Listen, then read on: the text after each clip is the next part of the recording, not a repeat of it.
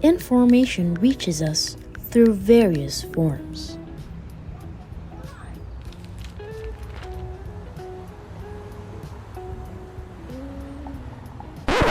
Hala! Nagbuwag daw ang Liza. Ay, sure! Ha? Asa daw? Ay! Ano ni mas boss mo na? Binakagbalit tayo yung tuwan ay. Ay, lagi mo patakag tuto, ano eh? Ay, ka-fake ba sa tanan ron, oy? And one post can reach thousands in seconds.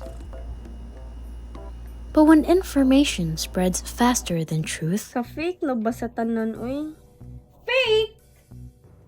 Sure mo kita ang pasabot? misunderstandings begin. Kita jud na. Di ba gilibak sa tanila sauna? Di ba te? Puyan ni oy. Ayaw mo! Ayote! Magunsa ta diri oy. Mga way! Pangutana! Mang klaro.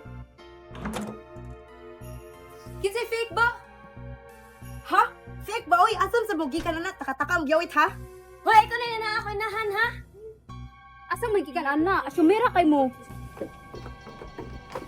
Po, please go po. Oh, gupo to.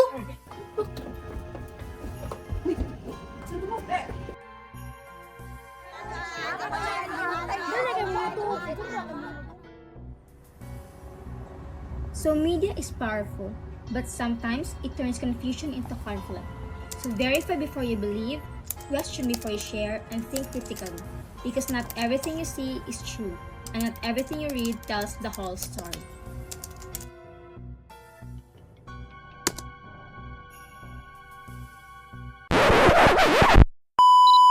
Sumin, anak! Sige! Ina, sumin! Dili siguro ta mo like hilom dayon pa na Oh, fade out, fade fade out. Okay, 1, 2, 3, go! Ate, ganin na naman yan. 1, 2, 3, go! Ate, ganin mo gano'n na.